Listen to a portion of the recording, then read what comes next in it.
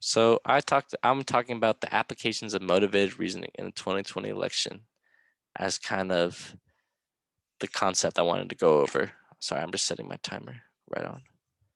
Cool. So let's dive right in. The use of emotionally biased reasoning to produce an incorrect justification is the general definition of motivated reasoning. And what that means is that people will defend their own beliefs. And many people supporting the Trump administration and the Biden administration in the 2020 election weren't looking for the facts necessarily to be incorrect or find the right information, but instead pursued knowledge that defended their own interest. And we saw that with mail-in ballots, you know. And we're going to talk about that throughout this slide. Cool. So one subset of the definition of motivated reasoning and the idea of motivated reasoning are accuracy goals and directional goals. And accuracy goals are the goal of seeking the error-free information. And what that generally means is that people with accuracy goals are going to try to formulate their own opinions based off the knowledge they find. But people with directional goals will find opinionated information through Fox News, CNN, NBC, and those opinionated responses are what they're formulating their own opinions off of. So it's an opinionated opinion. Awesome. And so another subset is the partisan ID.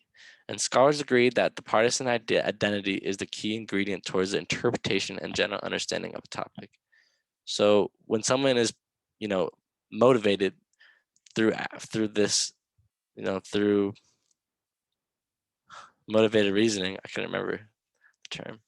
When someone has the reasoning motivated, it really depends on where they're from, their ideologies, their perspective, because throughout this country, there's so many different perspectives, and that partisan ID is what, political scientists use most of the time to identify how someone's going to vote, or, what type of, key issues they kind of take part in. So accuracy motivation is another term. It's different from accuracy goals, but very similar. It's kind of that competence model that political scientists use to determine a citizen's competence and their pursuit of knowledge.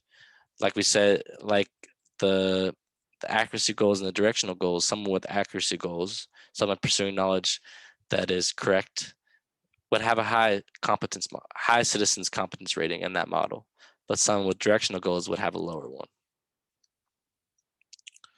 Right. Another aspect of motivated reasoning is cue taking. So cue taking really was found on the Trump front, and that was, people, Trump supporters, many political scientists, and people working in the election committee. There's no evidence saying that there was fraud within the voting by mail election system, but people still on the Trump front still found ways to defend Trump because his campaign ads and his messages overall affected their memory and the future behavior. And that's cue taking in effect.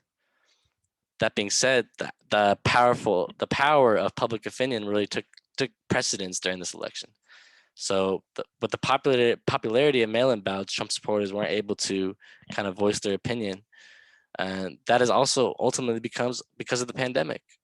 You have a Trump supporter or a very staunch conservative who doesn't believe in the mail-in system, but they still would mail in because of their health and the issues facing them through the pandemic.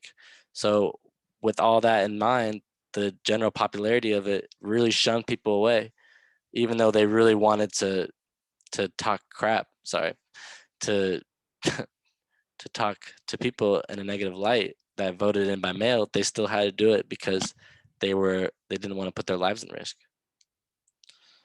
So this is the kind of the example that I brought in. I kind of did some research on this.